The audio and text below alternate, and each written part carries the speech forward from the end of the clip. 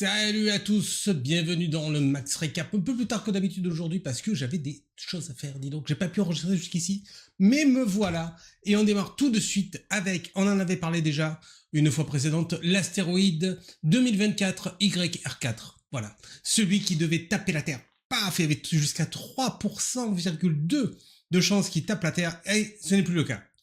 Ouf, tout va mieux. Et on nous dit que il avait eu jusqu'à 3,1% de chance d'impact. Mais maintenant, attention, il vise la Lune, le con. Oh le salaud.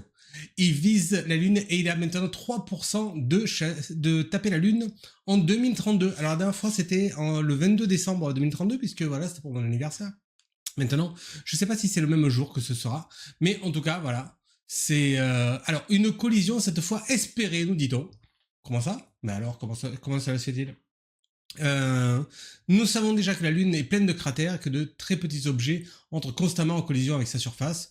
Donc bon, nous n'avons jamais observé de collision impliquant un objet de plus de 50 mètres. Ce serait incroyable. S'il te plaît, astéroïde, écrase-toi sur la Lune et pas sur nous, surtout pour mon anniversaire, parce que j'ai autre chose à foutre ce jour-là. Et nous avons une information qui concerne les voitures connectées, dis donc. En 2026, on va avoir maintenant de la fibre optique dans la bagnole. Piou, on va aller tellement vite. C'est l'entreprise ZF qui propose une technologie qui va dans ce sens. Alors, on nous dit également, et vous pourrez le voir par vous-même, puisque tous les liens que nous sommes en train de partager seront dans la description de la vidéo. Donc, vous pourrez lire avec vos petits yeux certainement perfilés sournois et propriétaires. Que, on nous dit, cette technologie n'est pas totalement nouvelle dans l'automobile puisque le protocole MOST, que je ne connais pas mais que vous certainement connaissez beaucoup mieux que moi, utilisait des fibres polymères pour transmettre des données déjà il y a 20 ans. Mais là, on va partir sur autre chose, sur de la fibre de verre.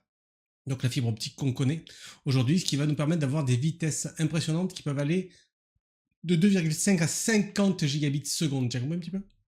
Donc ça va être dingue. On va pouvoir communiquer de folie entre l'avant et l'arrière. Oh, c'est fou, quoi. Vas-y que je te lis un film pendant que tu conduis et tout. Donc voilà, mais il y a de vrais usages. Je vous laisse regarder le détail dans la news. Et puisqu'on est dans la bagnole, nous avons Google qui veut offrir des yeux à votre voiture. Mais il utilise déjà les yeux existants. Je m'explique, parce qu'il veut utiliser les caméras intégrées dans le véhicule pour en faire un système d'enregistrement pour ceux qui ont Android Auto. Ça, c'est plutôt pas mal. Donc il nous dit que l'utilisateur n'a rien installé. L'idée de fournir une base fonctionnelle que les marques pourront adapter librement selon les modèles, d'accord?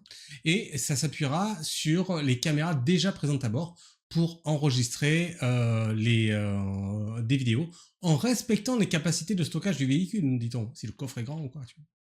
Ça peut enregistrer l'heure, la date et même la position GPS selon les capteurs disponibles. Voilà, c'est Google qui va proposer ça. Intéressant. Il faut être muni d'Android Auto, sinon c'est niqué. Si vous avez, par exemple, pas Android Auto, ça marche beaucoup moins bien. Alors, voilà, donc on a fait voiture, ensuite voiture Google, et maintenant on rebondit sur Google. Il n'y a pas que Google Translate dans la vie, voilà, on vous le dit. Je ne sais pas si vous avez ressenti qu'on est dans une sorte de guerre commerciale actuellement. On subit une guerre commerciale de la part des États-Unis d'Amérique, voyez-vous. Et donc, en défense, il nous est suggéré, à raison certainement, d'utiliser moins les outils américains et plutôt les outils français et européens. Et donc là, on nous propose, tiens, Google Translate, ok, c'est américain, on nous propose des alternatives européennes, dont notamment le fameux DeepL, qui est très très bon, et même beaucoup mieux que Google Translate. Si vous ne l'avez pas déjà utilisé, je vous le confie. Voilà. Et je vous le propose. Et je vous induis le fait qu'il faut absolument aller le tester. Développé par une entreprise allemande, c'est très très très bon. Donc essayez ça. Et on a une autre opportunité ici en la personne de Reverso, qui est traduit avec l'intelligence artificielle. Et en plus, c'est français. Donc voilà, allez-y. Arrêtez de boire du Coca-Cola et d'aller chez McDonald's. Parce que sinon, ça donne des sous aux Américains, alors que voilà, ils sont méchants avec eux. Voilà, ne faites pas ça. Donc, essayez un petit peu ces nouveaux outils si vous n'avez pas déjà essayé, notamment DeepL. DeepL, c'est bien, hein. Vraiment, ça vaut le coup. Ça fait un petit moment que ça existe, hein. Amazon, ah bah ils sont américains aussi, alors merde. Ils veulent pas que vous quittiez son site pour faire votre shopping. Il va se passer un truc. Ils vont faire un bouton acheter pour moi, dis donc. Un truc qui n'est pas sur leur site. Hop, sur le bouton acheter pour moi, et l'intelligence artificielle va faire ok, attends, je prends mes petits doigts, je vais aller sur l'autre site, je vais passer toutes tes données en paramètres et c'est parti, ça achète pour toi. Quoi? Comment ça? Et oui, c'est tout à fait ça. Un client peut appuyer sur un article signalé, cliquer sur le bouton acheter pour moi et confirmer sa commande sur une page de paiement Amazon. Donc tu es toujours chez Amazon, tu n'as pas bougé. Et ensuite, l'intelligence artificielle se charge du reste en transmettant les données nécessaires au site de la marque. D'accord?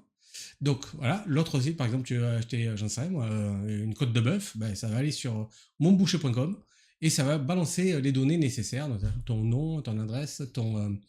alors, je sais pas comment ils font pour le paiement, tu vois, j'ai peut-être pas envie que ça transite. Ton nom, ton adresse et ton prénom. Et aussi quel est le steak que tu veux. Une fois l'achat effectué, l'utilisateur reçoit une confirmation par mail et peut suivre sa commande. Voilà. Voilà, buy for me, tu vois, et c'est ici, c'est ici. Et c'est donc c'est actuellement en test chez un petit nombre d'utilisateurs. Personnellement, c'est pas le truc que je ferais, tu vois. J'ai pas trop envie que l'intelligence artificielle fasse des trucs pour moi sur d'autres sites en mon nom, en passant des données. Non, merci. J'ai envie de te dire non. Je vais y aller tout seul. Voilà. Et pour conclure ce superbe Max Recap, Microsoft qui publie Copilot Search pour défi Google et Perplexity. Alors, on avait parlé de Perplexity, vous savez que c'est un outil que j'ai beaucoup aimé, qui est américain, du coup. Et alors, je suis quoi? Américain? Attends, je vais passer à autre chose. Mistral, c'est français? Allons-y. J'ai testé Mistral, qui est un peu en dessous, faut pas se leurrer, mais qui rend quand même de bons services qui correspondent à peu près à ceux de Perplexity. Donc, notamment, là, l'idée, c'est d'aller faire des recherches sur le net, des recherches un peu plus complexes, d'accord? Tu dis, bon ben voilà, est-ce que tu... Alors par exemple, quels sont tous les spin-offs de la série Walking Dead, tu vois? Ben, le truc, il va aller chercher tout seul et te fait une liste circonstanciée avec les liens et tout ça. Et donc, Copilot Search va faire... C'est très dur à dire, je vais le redire. Copilot Search va faire la même chose, mais chez Microsoft, bien entendu. Des réponses rapides et complètes, et vas-y, pour faire des gaufres croustillantes et moelleuses, tu vois, donc ça va à une vitesse folle. Même il va te cuire les trucs. Voilà, alors bien entendu, c'est intégré à Bing, bing.com/copilot search. Testez-le, les amis, testez-le, mais si vous pouvez, restez français, Mistral. Mistral, ça marche bien aussi. Et voilà, c'est déjà la fin de ce Max Recap. Vous vous rendez compte un petit peu? Mais je vous dis à la semaine prochaine. Salut!